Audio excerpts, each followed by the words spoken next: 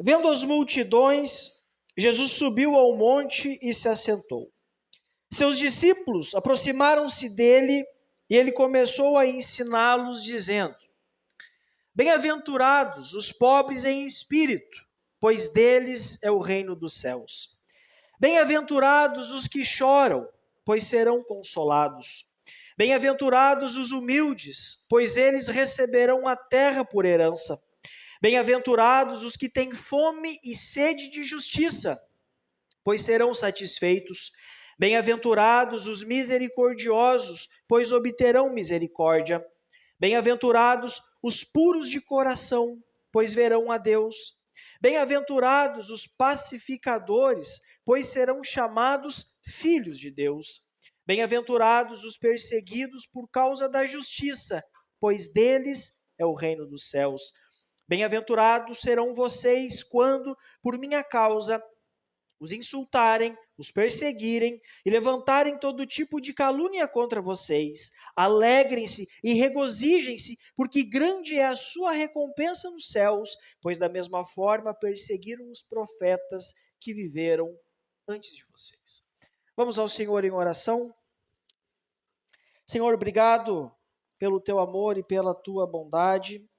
Obrigado pela rica oportunidade que o Senhor nos dá de estarmos aqui nessa noite, onde nós já cantamos a Tua Palavra, oramos a Tua Palavra e agora vamos ouvir a Tua Palavra.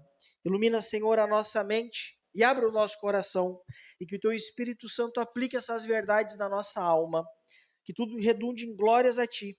É a nossa oração em nome de Jesus. Amém. Podem se sentar, permaneça com a Tua Bíblia aberta. As bem-aventuranças que a gente leu e nós já meditamos em algumas, abrem o chamado Sermão do Monte. Jesus pregou em vários lugares, Jesus pregou para várias pessoas, mas esse daqui é o mais longo e o mais conhecido sermão de Jesus. E esse sermão lida, desde o seu início, com questões profundamente sensíveis da nossa alma. Esse sermão inverte a lógica com a qual nós estamos acostumados, e eu penso que a gente aprende pelo menos duas coisas básicas para a nossa vida. A primeira delas, que as bem-aventuranças nos ensinam sobre quem realmente é feliz. O que Jesus ensina aqui aos seus discípulos é radicalmente diferente daquilo que muitas pessoas, talvez alguns de nós aqui, entendem por felicidade, entendem por plenitude. Quando a gente olha ao nosso redor, geralmente nós achamos felizes, geralmente nós admiramos as pessoas que têm dinheiro, pessoas que possuem um bom emprego, pessoas que moram numa boa casa, pessoas que andam em um bom carro. Muitas pessoas passam a vida inteira correndo atrás disso, na esperança de, se um dia, enfim, consegui-lo, será então felizes. E muitos cristãos também são tentados a julgar a realidade pelas lentes do ter, do poder, do dinheiro e da influência. Mas o que Jesus diz aqui aos seus discípulos, que são pessoas simples, pessoas comuns, pessoas sem prestígio, sem várias dessas coisas que nós julgamos necessárias para a felicidade, e diz a eles: vocês é que são felizes. Vocês é que são bem-aventurados. Não porque eles possuíam coisas que nós normalmente associamos à felicidade, mas porque eles haviam sido alcançados por Deus. Portanto, felicidade é uma condição diante de Deus. Feliz, de fato, meu irmão, é aquele que, diante do Senhor, encontrou misericórdia. Feliz mesmo é aquele que, diante do Senhor, encontrou perdão. Por isso que feliz mesmo, bem-aventurado mesmo, é só o cristão. Segunda lição que a gente aprende nas bem-aventuranças é que elas servem como um espelho de quem nós somos. O que Jesus faz aqui é um retrato fiel das qualidades da vida de quem de fato pertence ao reino de Deus. Jesus define as características das pessoas que de fato nasceram de novo.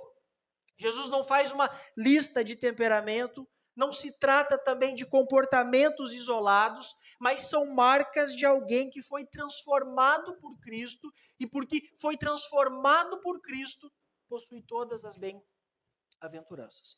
Obviamente, umas mais do que outras, ainda assim, todas elas. E como isso é extremamente relevante para nós hoje em dia. Afinal, quantos cristãos parecem ter esquecido disso? Vivem suas vidas estranhamente, reclamam para tudo, tudo está ruim, não conseguem ser exemplos no seu trabalho, não conseguem ser exemplo na escola, não conseguem ser exemplos nos ambientes em que circulam, mas o chamado de Deus para o seu povo é completamente diferente disso. O reino de Deus se expressa, o reino de Deus se manifesta e o reino de Deus é conhecido por um povo completamente distinto dos valores do mundo. E as bem-aventuranças, elas funcionam como esse imã para fazer com que a gente retome os eixos de novo, para que a gente volte aos trilhos novamente, e elas apontam verdadeiramente para a direção em que a gente deve seguir. Por isso que é fundamental, por isso que é importante nós, enquanto crentes, prestar atenção em cada uma dessas bem-aventuranças. Cada uma das bem-aventuranças, Jesus nos revela e revela ao mundo quem nós somos, o que nós queremos, como vivemos e também para onde nós vamos. E essa bem-aventurança que nós vamos meditar hoje é a nossa quarta bem-aventurança. Até aqui a gente viu aquelas que trataram de um profundo reconhecimento de pobreza de espírito, o choro do arrependimento e da mansidão. Agora essa bem-aventurança que a gente vai meditar, ela aponta para aquilo que nós, enquanto crentes, desejamos, para aquilo que o nosso coração regenerado anseia acima de tudo, que é a justiça, que está aí no versículo 6. Bem-aventurados os que têm fome e sede de justiça, pois serão satisfeitos. Primeira pergunta que a gente deve fazer é: quem são os que têm fome e sede de justiça? Em primeiro lugar, os vivos. Perceba que Jesus escolhe duas necessidades absolutamente básicas para a vida humana: fome e sede. Comer e beber não são luxos, mas são necessidades vitais para a nossa vida. E somente os vivos sentem fome. Somente os vivos têm sede. O morto não deseja por comida, o morto não procura por água, o morto não reage a nada. A nossa região aqui é uma região de forte influência germânica. Quando aconteceu a imigração germânica, o que eles normalmente faziam? Eles se instalavam, construíam uma igreja, a comunidade toda crescia ao redor dessa igreja, e do ladinho da igreja, o que tinha? Um cemitério. Agora imagine um homem que quer abrir um restaurante num lugar privilegiado. E o lugar mais privilegiado é mais próximo possível da igreja. Esse homem abriria o restaurante pensando nos mortos do cemitério? Claro que não. Ele está preocupado em atender os vivos que frequentam os cultos, porque os mortos não comem, os mortos não bebem, os mortos não consomem nada. Quando Paulo escreve aos Efésios, ele diz que todos nós estávamos mortos em nossos delitos e pecados. E como mortos espiritualmente, nós não tínhamos um apetite por Deus. Portanto, fome e sede são evidências de um coração que foi alcançado por Deus, de um coração que foi regenerado por Deus, de um coração que foi despertado desse estado de morte para a vida pelo Espírito Santo. Somente quem teve encontro com o Senhor, que de fato o ama. E é somente depois que a gente tem esse encontro com Cristo, que Cristo nos alcança, que brota em nós esse novo apetite. Então, quem tem fome e sede de justiça? Primeiro, os vivos, e segundo, os saudáveis. Porque a gente pode estar vivo ainda assim doente. E uma das consequências da doença é a perda de apetite. Em alguns casos, a pessoa até perde completamente o sabor. A pessoa doente, ela pode ter diante de si um prato bonito, um prato cheiroso, um prato apetitoso, mas por causa da enfermidade, aquilo já não desperta nela desejo algum. E ninguém consegue viver de modo saudável sem alimentação. O corpo precisa de comida todos os dias. E a nossa alma também precisa de comida todos os dias. E muitos cristãos estão adoecidos exatamente por isso. Porque raramente se alimentam das Escrituras. A gente até vê uma Bíblia aberta sobre algum móvel, mas parece que ela está fechada para o coração. A oração se tornou uma coisa difícil, se tornou uma coisa pesada. Vir ao culto se tornou uma mera formalidade, a comunhão com os irmãos vai perdendo a importância. Inevitavelmente, diante desse cenário, a alma vai enfraquecendo, a alma vai ficando doente, porque não tem como nós, enquanto crentes, sermos crentes saudáveis, sem que a gente medite nas Escrituras. E se está doente, prejudica o apetite, comer mal também vai nos deixar doente. Ninguém vive bem se alimentando de comida que prejudica a nossa saúde.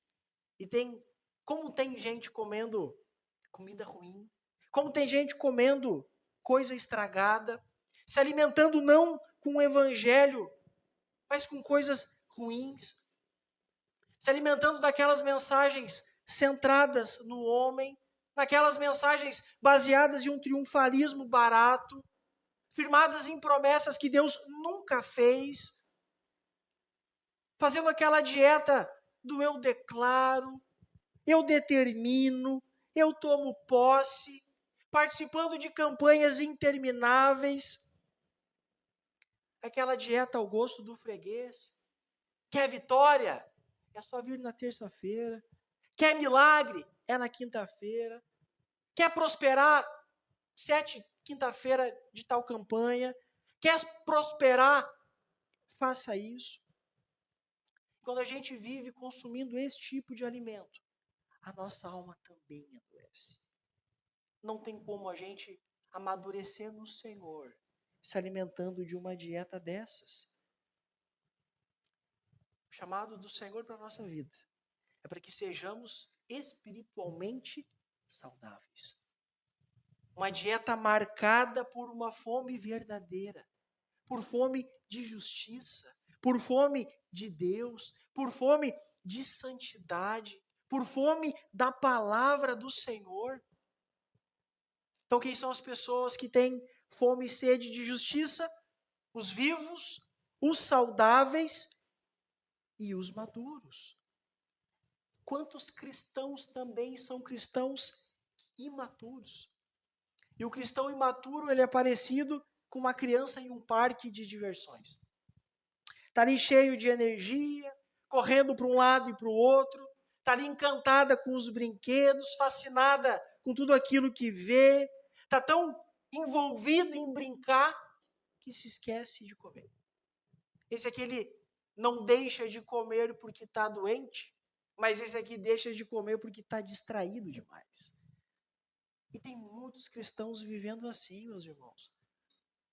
Às vezes estão tão absorvidos por atividades, tão absorvidos por compromissos, campanhas e congressos que negligenciam a própria alma. Trabalham para Deus, mas não desfrutam do Senhor. Falam do Senhor aos outros, mas raramente falam com o Senhor em secreto. E um coração assim vai continuar sempre infantil na fé. É óbvio que como crentes no Senhor a gente precisa se envolver na missão.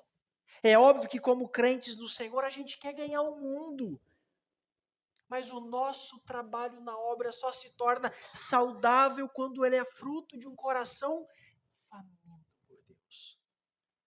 Só é saudável quando o nosso fazer, quando o nosso envolvimento, ele é fruto dessa fome por Deus. E nós, como crentes, precisamos ter fome e sede de justiça. Agora, que tipo de justiça é essa que Jesus está falando? A gente viu que nós precisamos ter fome, e fome de justiça.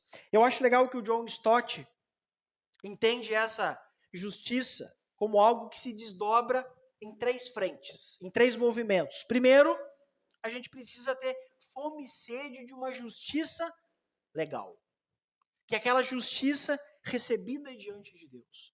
Nós, pecadores, antes culpados e condenados, somos declarados justos, não por aquilo que nós fizemos, mas pela obra perfeita de Cristo na cruz. É a justiça da justificação a todo aquele que crê em Jesus. O homem que antes estava separado de Deus, agora é reconciliado com o Senhor única e exclusivamente pela graça. E ter fome e sede dessa justiça é a gente viver consciente da nossa miséria. É a gente viver consciente de que nós precisamos desesperadamente de Cristo. É a gente ter a consciência da total suficiência de Cristo para a nossa salvação. É quando a gente olhar para nós, a gente ter aquela convicção de que não há qualquer mérito em nós para a nossa salvação. É a gente se desnudar de toda a justiça própria. É a gente se despir de tudo aquilo que é uma barreira para o nosso relacionamento com o Senhor. É a gente abandonar toda a nossa autoconfiança e correr desesperadamente para a justiça perfeita de Deus. E a gente precisa se perguntar, meus irmãos, será que a gente ainda chora pelos nossos pecados? Será que a gente tem fome da graça de Deus? Ou simplesmente a gente administra a nossa fé, se preocupando com aquilo que as pessoas vão pensar sobre nós? Será que, sobretudo nos dias maus, a gente consegue descansar na justiça de Cristo?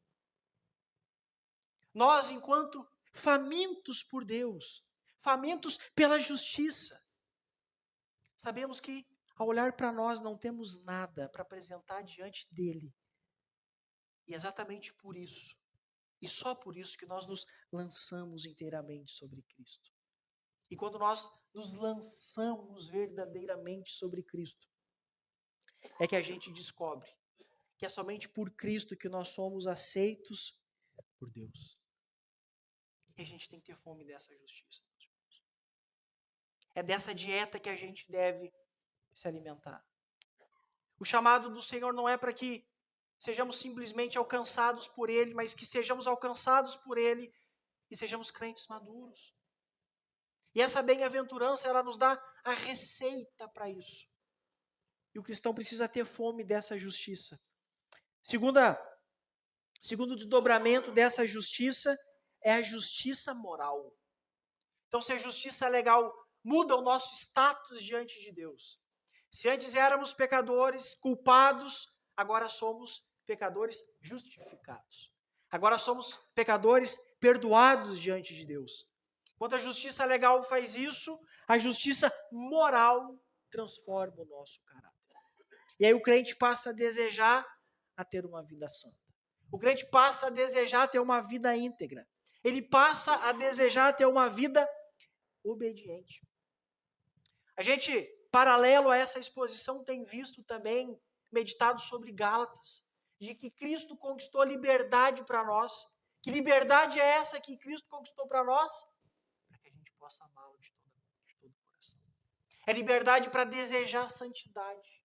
É liberdade para desejar agradar ao Senhor. A gente ainda luta contra o pecado, porque nós amamos o Senhor. Se antes nós não vimos problema em ter uma vida definida pelo pecado, agora quando pecamos nós choramos, porque nós amamos a Deus. Nós, enquanto crentes, não desejamos apenas escapar da condenação, mas desejamos refletir o caráter de Cristo na forma como a gente vive, na forma como a gente fala, na forma como a gente pensa, na forma como a gente se relaciona uns com os outros. Essa fome aqui é uma fome constante por santidade. E a santidade, sem dúvida, é uma das marcas da graça de Deus na nossa vida. A gente não deseja ser santo para sermos aceitos por Deus, mas exatamente porque fomos alcançados por Cristo. Em gratidão, desejamos ser santos. Nós não obedecemos ao Senhor para conquistar o seu favor, mas porque a graça de Deus nos atraiu. Um coração regenerado deseja essas coisas. Um coração regenerado deseja ser como Jesus. O chamado constante das Escrituras é para que nós olhemos para Jesus. Olhemos para Jesus enquanto ele esteve nesse mundo sob forma humana. Olhemos para ele como ele foi obediente ao Pai. Olhemos para ele como ele reagiu diante dos outros, diante dos seus inimigos. Olhemos para Cristo em sua gentileza, em sua natureza amorosa. Olhemos para Cristo, meus irmãos. Olhemos para Cristo.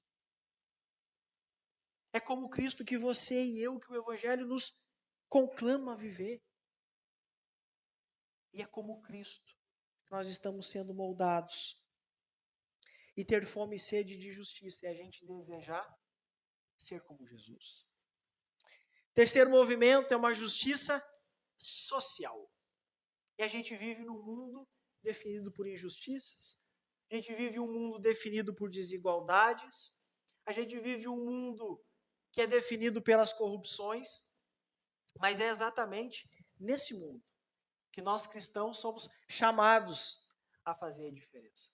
E quando a gente olha para o mundo do primeiro século, enquanto os doentes eram abandonados, vários cristãos se organizavam para montar abrigos, construir estruturas para receber essas pessoas que eram abandonadas, inclusive pelos seus parentes. É dessa prática cristã que nascem os hospitais como nós conhecemos hoje. Lembremos de George Miller, homem que foi conhecido como o pai dos órfãos. Na Inglaterra do século XIX, em plena Revolução Industrial, milhares de crianças eram escravizadas nas fábricas, passavam fome, várias delas morriam nas sarjetas em Bristol. Mas o Miller não cruzou os braços, não foi indiferente diante dessa situação, e dependendo exclusivamente de Deus em oração, esse homem construiu vários orfanatos, sustentou e alimentou mais de 10.000 órfãos, pregando o evangelho e provando que Deus é o Pai dos necessitados. Numa época em que ter escravos era financeiramente muito lucrativo, não só para indivíduos, mas várias nações dependiam, sobretudo, do trabalho escravocrata. Um cristão chamado William Wilberforce enfrentou praticamente sozinho o parlamento britânico, mesmo sendo ridicularizado. Esse homem permaneceu firme, afirmando que todo homem carrega a imagem de Deus, portanto não pode haver escravidão. E esse homem não descansou até ver a abolição da escravatura. Impossível não lembrar do irmão André, mais conhecido como contrabandista de Deus, que no auge da Guerra Fria, sob o peso opressor de países comunistas, a igreja sendo assolada, a igreja sendo esmagada, a igreja sendo humilhada, vários crentes sofrendo, sendo torturados, porque simplesmente creram em Jesus.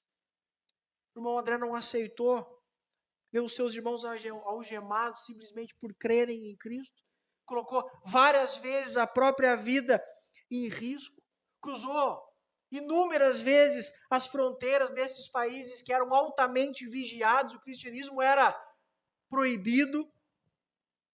Botava várias Bíblias dentro daquele seu fusquinha, levando a palavra do Senhor a esses países onde o povo era assolado, torturado, passava fome, passava sede. O irmão André, com essa fome e com sede de ver a justiça de Deus sendo proclamada e libertando os cativos, esse homem não calculou os custos. que a gente vê ao longo da história da igreja. Os verdadeiros cidadãos do reino não se conformaram com as injustiças dos seus dias. Eles não se trancaram simplesmente em quatro paredes esperando a volta de Jesus, mas eles manifestaram o reino de Deus na terra. E o Evangelho nos chama para isso hoje também, meus irmãos. Eu sei que nós somos tentados a domesticar os males e as injustiças desse mundo. A corrupção já nem nos escandaliza mais. Mas nós, como crentes, não podemos achar que isso é normal. Somos pessoas diferentes. O Evangelho nos chama para isso. O Evangelho nos chama a chorar por aquilo que faz Deus também chorar. Quando a gente analisa isso, a gente vê que ter fome e sede de justiça envolve toda a nossa vida. Envolve no fato de sermos reconciliados com Deus. Envolve em sermos transformados à imagem de Cristo. E também em sermos comprometidos com aquilo que é justo também diante dos homens. Por isso que Jesus diz a nós, busquem isso mais do que qualquer coisa na sua vida. Busquem o reino de Deus em primeiro lugar e a sua justiça. E busquemos isso, meus irmãos, com muita fome. Não com pouca fome, mas com muita fome. Lembremos do filho pródigo que, tendo fome, buscou as bolotas que davam aos porcos para se alimentar. Mas quando ele estava com muita fome, o filho pródigo quis correr aos braços do pai. E o reino de Deus deve ocupar esse primeiro lugar na nossa vida, meus irmãos. Não só na nossa teologia, mas de fato nas nossas prioridades, em nossos afetos, nas nossas decisões. A gente deve orar e desejar que o governo de Deus de fato se manifeste e governe a nossa vida. E a gente deve desejar isso sem cair naquela armadilha de desejar mais que o outro busque o reino de Deus e a sua justiça, mais do que nós mesmos devemos buscar. Isso acontece todas as vezes que a gente deseja que o cônjuge mude, que os irmãos da igreja sejam mais comprometidos, que o patrão seja mais justo, que a sociedade mude, que o governo seja mais íntegro, que a gente exige transformação apenas dos outros, enquanto a gente não permite que Deus governe a nossa própria vida. Talvez é isso que a gente esteja fazendo. Talvez muitos estejam buscando o reino dessa forma. Mas isso não é desejar o reino de Deus acima de qualquer coisa. Isso é buscar simplesmente um reino que funcione para nós. Mas quando Jesus diz, busquem, pois, em primeiro lugar o reino de Deus e sua justiça, ele se refere a uma profunda inversão de prioridades na nossa vida. E nós, como crentes, precisamos saber que isso não é tarefa fácil. Não é fácil buscar o reino de Deus em primeiro lugar, porque isso frequentemente confronta os nossos ídolos mais profundos. Buscar o reino de Deus em primeiro lugar exige com que várias vezes eu abra mão do conforto. Buscar o reino de Deus em primeiro lugar exige de mim que várias vezes eu abra mão da minha segurança, da minha estabilidade, do que os meus amigos vão falar. Mas mesmo assim, nós como discípulos de Cristo devemos avançar. Mesmo assim, como discípulos de Cristo, nós devemos perseverar. Perseverar quando as coisas parecem difíceis. Perseverar quando ceder parece mais fácil do que continuar. Mas é isso mesmo, meus irmãos. Seguir a Cristo exige renúncia. Exige renúncia. Mas é exatamente aí que a gente descobre que verdadeiramente nós estamos vivendo essa bem-aventurança com a qual Jesus está falando. E eu quero encerrar com duas aplicações práticas. Primeiro, que ter fome e sede de justiça acalma o nosso coração, mesmo em situações difíceis da vida. Isso daqui é muito chocante. Foi chocante para as pessoas que estavam ouvindo de Jesus em primeira mão, porque a realidade deles era uma realidade difícil, era uma realidade dura, Eram pessoas que, na sua maioria, sofriam com a injustiça do Estado romano, sofriam com a opressão de vários fariseus, com o desprezo de muita gente, porque agora eles estavam seguindo um homem que se dizia ser Deus. Então era difícil para essas pessoas que estão ouvindo Jesus aqui em primeira mão, olhar para frente e ter a perspectiva de um futuro melhor. Assim como é chocante para nós também.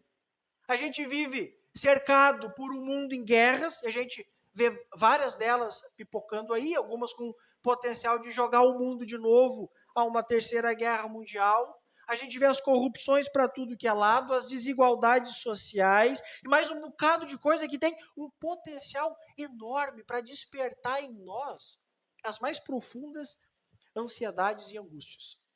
E se não bastasse o caos do mundo lá fora, a gente ainda precisa lidar com as questões internas aqui dentro.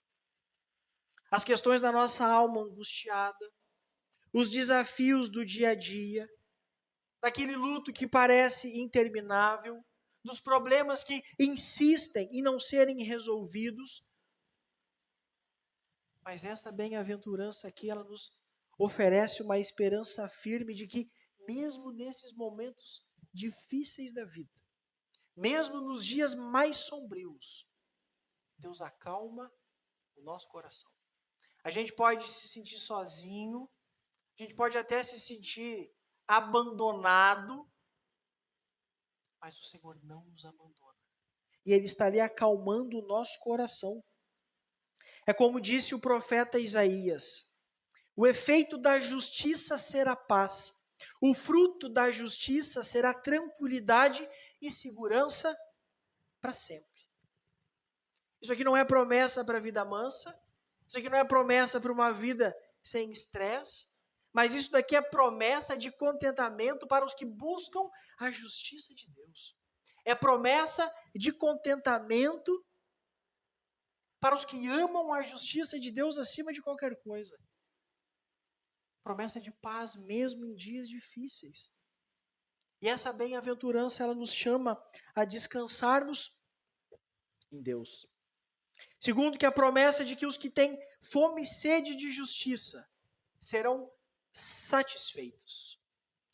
E que verdade gloriosa, diz aí o versículo 6. Bem-aventurados os que têm fome e sede de justiça, pois serão satisfeitos. É a grande promessa do versículo 6. E uma das grandes tragédias do nosso tempo é que há várias pessoas tão famintas, mas que elas não sabem exatamente do que têm fome. Pessoas que carregam dentro de si um vazio profundo e passam a vida inteira tentando preencher esse vazio. Correm de um lado, correm de outro, buscando essa satisfação, entregando-se a uma busca pelo dinheiro, entregando-se aos prazeres da vida, ao sucesso, à liberdade sem limites. E ainda assim permanecem inquietos. E vão permanecer inquietos. Porque o problema da alma humana nunca foi simplesmente a falta das coisas, mas a ausência de Deus. O coração do homem foi criado para Deus. Enquanto estiver distante dele, esse coração vai continuar inquieto. Esse coração vai continuar sem encontrar descanso. Ele pode até experimentar momentos de prazer, ele pode até experimentar algumas distrações, ele pode ter até momentos de entusiasmo, mas ele nunca vai encontrar a verdadeira plenitude. Como dizia Agostinho de Hipona, nos fizeste para ti, e inquieto está o nosso coração enquanto não repousa em ti. E Jesus deixa muito claro nas bem-aventuranças de que esse contentamento, essa satisfação não está reservada aos autossuficientes. Esse contentamento, esse saciar da alma não está reservado aos orgulhosos, não está reservado aos moralistas, aos religiosos cheios de si mesmo, não pertencem àqueles que pensam já estar completos, mas ela é prometida aos famintos. Ela é prometida aos que reconhecem sua pobreza espiritual, a esses que têm fome e sede de justiça. Esses são bem-aventurados. E esses serão fartos. Esses serão satisfeitos. E essa satisfação dada pelo Senhor a nós, ela se dá em dois momentos. Primeiro, ela já começa agora, quando a graça de Deus alcança a nossa vida. A gente descobre e experimenta que Cristo é suficiente. O contentamento não é um impulso humano. O contentamento não é algo natural ao homem, mas o contentamento é uma graça sobrenatural. O contentamento é fruto de uma vida submissa à providência divina.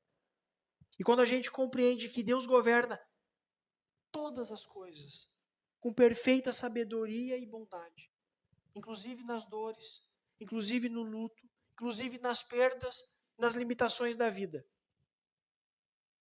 a nossa alma descansa. Mesmo quando a gente não entende completamente o que Deus está fazendo, a gente aprende a confiar nele. E a gente já experimenta em algum nível aqui esse contentamento, essa satisfação. Mas há ainda uma satisfação futura. E essa futura será uma satisfação plena, uma satisfação completa, uma satisfação perfeita. Quando toda injustiça terá fim, quando toda lágrima será enxugada pelo próprio Deus, quando todos os famintos da terra serão reunidos e saciados no banquete eterno do Cordeiro, quando todos os que pertencem ao Senhor estarão eternamente na presença de Deus, como indivíduos completamente restaurados da culpa, completamente sem defeito, sem mancha e sem ruga. Seremos homens e mulheres novos, perfeitos, dotados de um corpo perfeito. Quando a gente entende isso, essa é a receita para a gente ecoar o que disse o salmista. Senhor, a minha alma tem sede de ti. Senhor, a minha alma tem sede do Deus vivo.